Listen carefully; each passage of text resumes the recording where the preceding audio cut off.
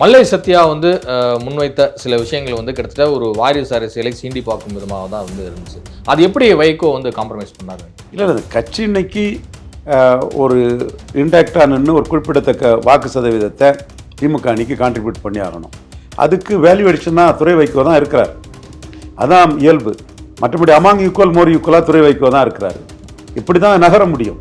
இதில் நீங்கள் மேலே கீழே பேசி வடக்கு தெக்குன்னு அடித்தா பழைய ஜனதா கட்சி மாதிரி தான் போனோம். பரிதாபமாக இருந்தோடனே திருமாவளவன் இது 2006 அதிமுக கூட்டணியில். சரி, அந்த கூட்டணிக்கு ராமதாஸுக்கு எதிராக போகக்கூடிய அளவுக்கு நாலேஜ் ஒர்க் பண்ணது நம்ம தான். இப்போது தொகுதியில் விஜயகாந்தும் திருமாவளவன் சேர்ந்தா 3வது பேர் வரணும்.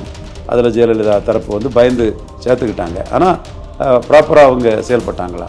நம்ம இந்த மோடி சப்போர்ட்டர்ஸும் ஆன்டி மோடி ஓட்டு 19.4 விழுக்காடு குறையும் போது, ஆன்டி பிஜேபி ஓட்டு குறையும் போது அது வரவேற்கத்தக்கதுங்கிற கருத்தை நாமளும் தலைமைக்கு சொல்லிட்டோம், முன்னெடுத்துக்கிட்டு இருக்கிறோம்.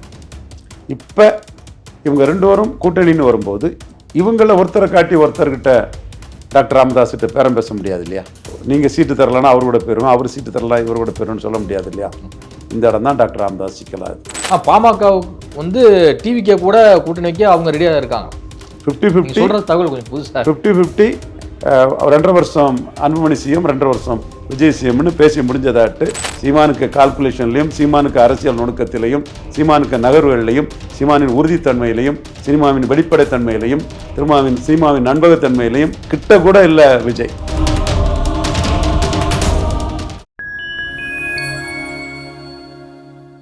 ஃபைன் டைம் மீடியா நேயர்களுக்கு வணக்கம். நான் உங்கள் சங்கீத் குஹன். நம்ம சிறப்பு நிகழ்ச்சியில் நம்மோடு இணைந்திருக்கிறார் மதிப்பிற்குரிய அரசியல் திறனாய்வாளர் திரு ரவீந்திரன் துரைசாமி அவர்கள். வணக்கம் சார். வணக்கம் தம்பி. மறுமலர்ச்சி திராவிட முன்னேற்ற கழகத்தில் துரை வைகோவுக்கும் மல்லை சத்யாவுக்குமான அந்த மோதல் வந்து தற்போது முடிவுக்கு வந்திருக்கிறது.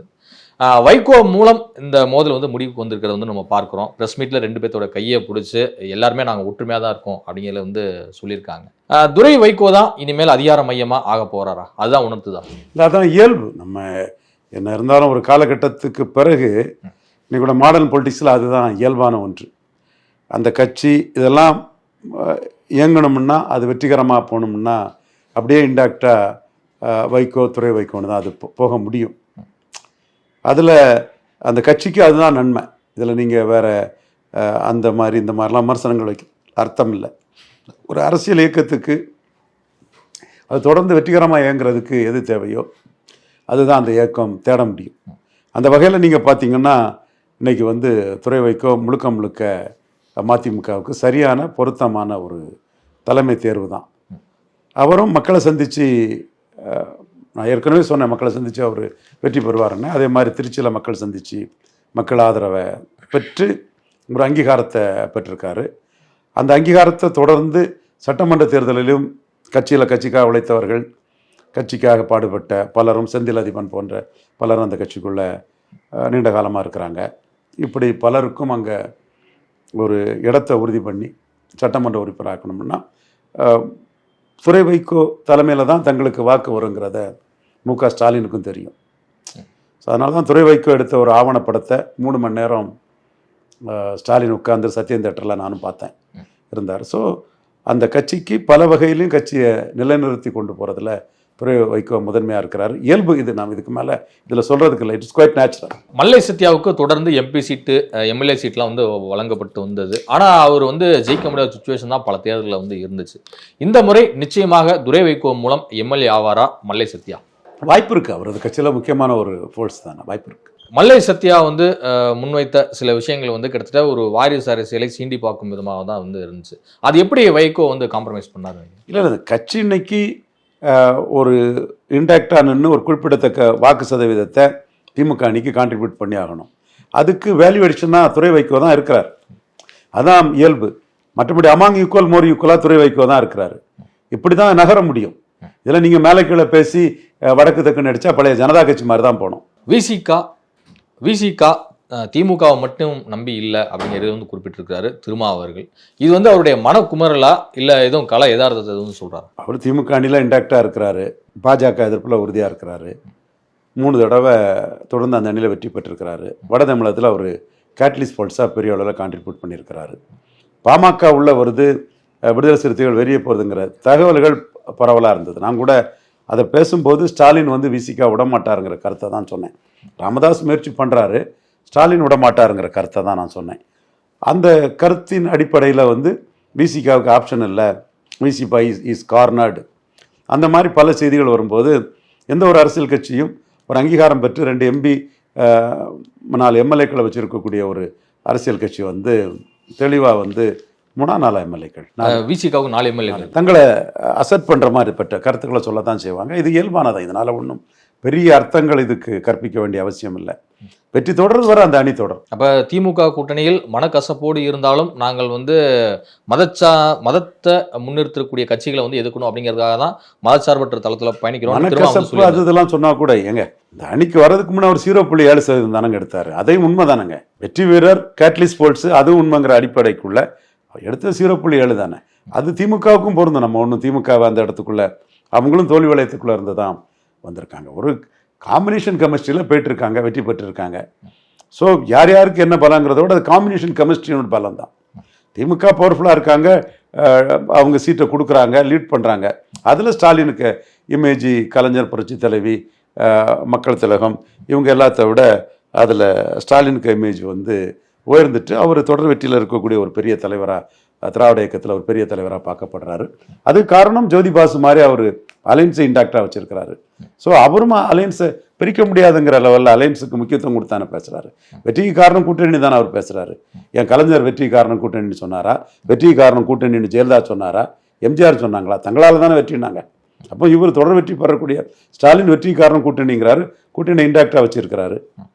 ஸோ இன்னும் கூட்டணி எக்ஸ்பாண்ட் பண்ண கூட அவர் செய்யலாம். ஸோ அந்த இடத்துக்குள்ள வேற எந்த தலைவர்கிட்டையும் இல்லாத ஒரு கம்ஃபர்ட்டும் ஒரு வெற்றியும் வந்து ஸ்டாலின்கிட்ட கிடைக்குது. இந்த கம்பேக்ட்ல ஒரு ஜெயலலிதா இருந்தாரா? இல்லை, சேர்ந்தாரு. செலவுக்கே பணம் கொடுக்காம என்ன கஷ்டப்பட்டு என்ன சிரமப்பட்டார் 2006. ஜெயலலிதா அலாட் பண்ண படத்தை யாரோ இடையில ஆட்டையை போட்டுக்கிட்டு அவர் சிரமப்பட்டது. இது முன்னாள் ராஜ்யசபா உறுப்பினர் செட்டிக்குளம் சவுந்தரராஜன் நண்பர் சொல்லுவார். பரிதாபமாக இருந்தேனே திருமாவளவன் இது 2006 அதிமுக கூட்டணியில். சரி, அந்த கூட்டணிக்கு ராமதாஸுக்கு எதிராக போகக்கூடிய அளவுக்கு நாலேஜ் ஒர்க் பண்ணது நம்ம தான். இப்போ தொகுதியில் விஜயகாந்தும் திருமாவளவன் சேர்ந்தா 3வது பேர் வரணும். அதில் ஜெயலலிதா தரப்பு வந்து பயந்து சேர்த்துக்கிட்டாங்க. ஆனால் ப்ராப்பராக அவங்க செயல்பட்டாங்களா? ஸோ அதே மாதிரி உள்ளாட்சி தேர்தலில் திருமாவளவனுக்கு கண்டஸ்டே பண்ண விடாமல் தனிச்சு அம்போனி விட்டு பண்ணக்கூடிய வேலையை தானே பண்ணாங்க. அதைத்தானே ராமதாஸுக்கு எடப்பாடி பண்ணதாட்டு கணேஷ்குமார் சொல்கிறாரு. ஸோ இந்த ஜெயலலிதா அப்ரோச்சு, கருணாநிதி அப்ரோச்சு, எம்ஜிஆர் அப்ரோச்சோடலாம் ஸ்டாலின் அப்ரோச்சு சிறப்பாக தான் இருக்குது, பிரமாதமாக தான் இருக்குது. அது இவருக்கே தெரியும். நானும் உண்மைங்கிறனால தான் இதை சொல்கிறேன். பாமக வந்து திமுக பக்கம் வர எதுவும் வாய்ப்பு இருக்கா? இது குறித்தான ஒரு பல செய்திகள் தொடர்ந்து வந்துகிட்டே இருக்கு. இப்போ மருத்துவர் அவர்கள் இந்த மாநில சுயாட்சி விஷயத்தில் மாநில அரசுக்கு உறுதுணையாக இருப்போம் அப்படிங்கிறதுல சொல்றாரு. அப்புறம் இன்னும் பல்வேறு விஷயங்களை வந்து திமுக அரசை பாராட்டுறாரு. ஸோ இதெல்லாமே பார்க்கும்போது மருத்துவர் ராமதாஸ் அவர்கள் திமுக அணி நோக்கி வர வாய்ப்பு இருக்கு அப்படிங்கிறதுல விமர்சனங்கள் முன்வைக்கப்படுது. உங்களுடைய கருத்து? தேசிய ஜனநாயக கூட்டணியும் அதிமுகவும் தனித்தனியாக இருக்கும்போது அதிமுக காட்டி தேசிய ஜனநாயக கூட்டணியிலையும், தேசிய ஜனநாயக கூட்டணி பாஜகவை காட்டி அதிமுகவிட்டையும் பாமகவால் பார்கெயின் பண்ண முடிஞ்சுது. ஆனால் இன்றைக்கி நிலைமை சீட் ஷேரிங் முடியலைனாலும் கூட ஒரு கூட்டணிங்கிறதுல 2024 பிரிஞ்சு போனனால 2 பேருக்கும் லாபம்ங்கிறனால கூட்டணி தொடரணுங்கிறதுல எடப்பாடி உறுதியாக இருக்கிறாரு. தொடரணுங்கிறதுல அமித்ஷா உறுதியாக இருக்கிறாரு. அமித்ஷாவின் கருத்தை நயினார் நாகேந்திரன் வந்து வெளிப்படுத்துகிறாரு. கூட்டணியோடு என்ன இருக்கிறாங்க. நம்ம இந்த மோடி சப்போர்ட்டர்ஸும் ஆன்டி மோடி ஓட்டு 19.4 விழுக்காடு குறையும் போது, ஆன்டி பிஜேபி ஓட்டு குறையும் போது அது வரவேற்கத்தக்கதுங்கிற கருத்தை நாமளும் தலைமைக்கு சொல்லிட்டோம், முன்னெடுத்துக்கிட்டு இருக்கிறோம். இப்போ இவங்க 2 பேரும் கூட்டணின்னு வரும்போது இவங்கள ஒருத்தரை காட்டி ஒருத்தர்கிட்ட டாக்டர் ராமதாஸ்கிட்ட பேரம் பேச முடியாது இல்லையா? நீங்கள் சீட்டு தரலன்னா அவர் கூட போயிருவோம், அவர் சீட்டு தரலாம் இவர் கூட போயிருவோம்னு சொல்ல முடியாது இல்லையா? இந்த இடம் தான் டாக்டர் ராமதாஸ் சிக்கலாது. அப்போ அவருக்கு இருக்கக்கூடிய ஆப்ஷன் விஜய் 50-50, 2.5 வருஷம் அன்புமணி, 2.5 வருஷம் விஜய்ங்கிறதுக்கு போவார். அதில் எதுவும் சிக்கல் வருதுங்கனால தான் அடிட்டர் வெங்கட்ராமன் ஏதோ நல்லது பண்ணார்.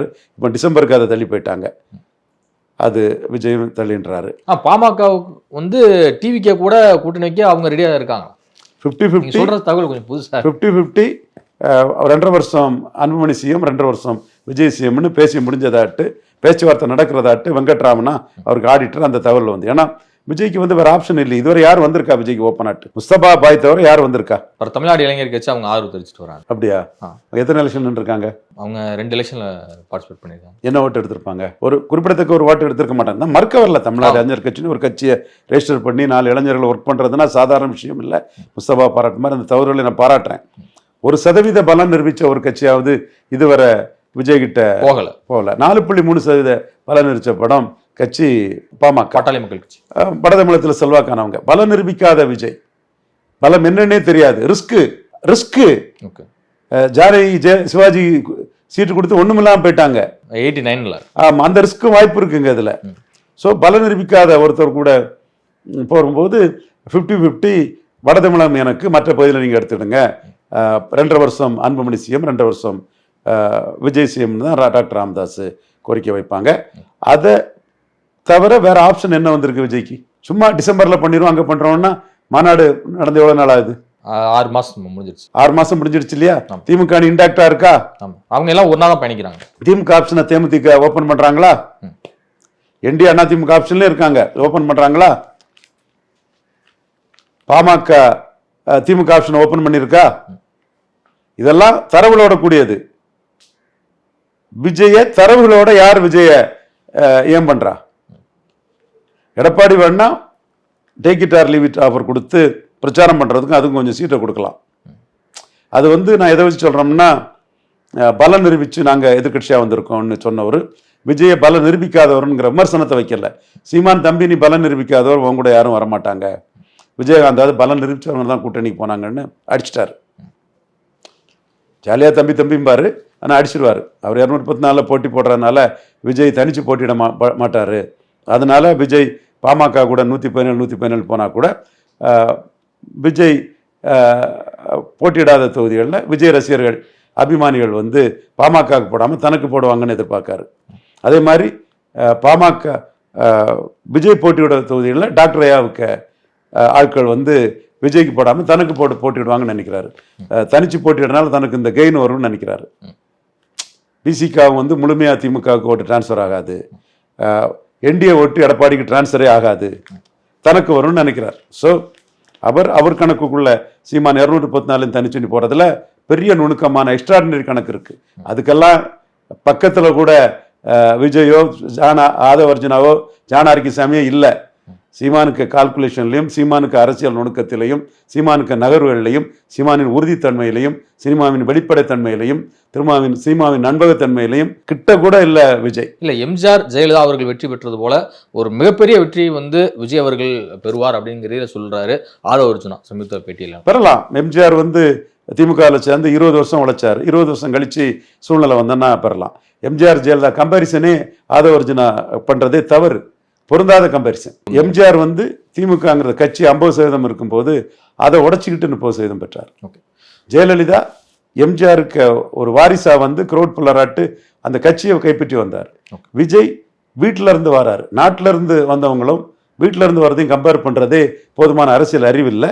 சும்மா அவங்க ரசிகர்களை திருப்திப்படுத்துறதுக்கு பொய்யா புரட்டா ஆதவர்ஜுனா பேசிட்டு இருக்காருங்கிற தவிர இந்த கம்பாரிசன் வந்து எந்த வகையிலுமே வந்து ஒப்பீடு சரியில்லை. நீங்க விஜயகாந்த் கூட ஒப்பிடுங்க, என்டிஆர் கூட ஒப்பிடுங்க, கமல்ஹாசனோட ஒப்பிடுங்க, என் சீமான் கூட ஒப்பிடுங்க. 1% எடுத்த சீமான், 3 புள்ளி எடுத்த கமல்ஹாசன், 8.3 எடுத்த விஜயகாந்த், இவங்கள கூட ஒப்பிடுங்க. ஜெயலலிதா வந்து அரசியலுக்கு வந்ததே எம்ஜிஆருக்கு கருணையில வந்தாங்க. ரிஃப்ளெக்டட் க்ளோரி ஆஃப் எம்ஜிஆர் தான். எம்ஜிஆர் வந்து அண்ணாவின் தொண்டராட்டு 57ல் 15%, 62ல் 27, 67ல் 40, 71ல் கலைஞர் எம்ஜிஆர் 51, கலைஞர் 24.8, எம்ஜிஆர் 30.3. அந்த ஓட்டை பிரிச்சுக்கிட்டாங்க. எம்ஜிஆருக்கு திமுக ஓட்டை தாண்டி வெளியே ஓட்டு வரல. விவரமே தெரியாம ஊடகங்கள்ல பேசிட்டு இருக்காங்க. அவங்களுக்கெல்லாம் ஊடகத்திலே நான் பதில் சொல்றது கிடையாது. ஏன்னா அவனுக்கு பதில் சொன்னாலும் புரியாது. அவனுக்கு நம்ம அந்த இடத்துக்குள்ள பதில் சொன்னாலும் புரியாது. 71ல் திமுகவின் பலம் வந்து 50% தாண்டிட்டு, 77ல் கலைஞர் 24.8, எம்ஜிஆர் 30.3. அப்போ இதுல சீமான் கரெக்டா இருக்கிறாரு. பாரா 16.5, மூப்பனார் கூட்டணியோட 20, தனிச்சு 17.5. ஸோ இந்த 35 to 40% வாக்குகளும் காமராஜர் தலைமை ஏற்ற வாக்குகள், ஒரே குட்டையில் ஊறிய மட்டைகள்னு பெருந்தலைவர் காமராஜர் சொன்ன வாக்காளர்கள். அந்த வாக்காளர்களின் வாரிசுகள் வந்து தனக்கு ஆதரிப்பாங்கன்னு சொல்றாப்புல. கலைஞருக்கு வாரிசுகளுக்கு ஸ்டாலின் இருக்காரு, கலைஞரை வளர்ந்துட்டாரு. எம்ஜிஆருக்கு வாரிசுக்கு ஜெயலலிதா வந்தாரு, இன்னைக்கு எடப்பாடி இருக்கிறாரு. அப்ப எம்ஜிஆர் மாதிரி வரணும், எடப்பாடி வாஷ் அவுட் ஆயிடுவாருன்னு ஆதவர்ஜுனா சொல்லணும். எடப்பாடி வாஷ் அவுட் ஆயிடுவாருன்னு ஆதவர்ஜுனா சொல்லணும். எடப்பாடி விட்ட குறை தொட்ட குறை அதுல 20% வச்சிருக்கிறாருல்ல. எம்ஜிஆர் ஜெயலலிதா அதுல ஒரு 20% அவர்கிட்ட இருக்குது இல்ல. அப்ப இந்த 20% விஜய் வாஷ் அவுட் பண்ணிடுவாருன்னு. விஜய் வேணா இதுக்குள்ள இந்த போயர், ஒட்டர், தொட்டிய நாயக்கர், அருந்ததியர், இந்த பெரியார சொல்லி சீமான எதுக்குறாருல, நீ வளம்போம் இடம்போம் அடிபட்டு செத்து போவேன்னு சொன்னார்ல, அது நமக்காக தானே விஜய் இந்த அவமானத்தை தாங்குறாருன்னு இந்த பிறமொழி சமூக மக்கள் மத்தியில விஜய்க்கு ஒரு இது இருக்கு. ஏடிஎம் ரெட்டலைக்கு ஓட்டு போட்ட பாமர மக்கள் மத்தியில ஒரு வாக்கு வங்கி வரலாம். அதுல இருந்து எம்ஜிஆர் ஆட்சின்னு கருப்பு எம்ஜிஆர்ன்னு விஜயகாந்த் பிரிச்ச மாதிரி ரெட்டலை வாக்கால, கமலஹாசன் எம்ஜிஆர் ஆட்சின்னு பிரிச்ச மாதிரி விஜயும் அதுல இருந்து ஒரு குறிப்பிட்ட விழுக்காடு வாக்களை பிரிக்கலாம். மற்றபடி எம்ஜிஆர் ஜெயலலிதாலாம் கட்சிக்குள்ள இருந்து வந்தவர், இவர் வெளியே இருந்து வர்றவர். இந்த வித்தியாசமே தெரியாம ஊரை ஏமாத்துற வேலையை ஆதவர்ஜுனா பண்றாரு. இதுவரை உங்க பல்வேறு கருத்து கொடுக்க நன்றி சார்.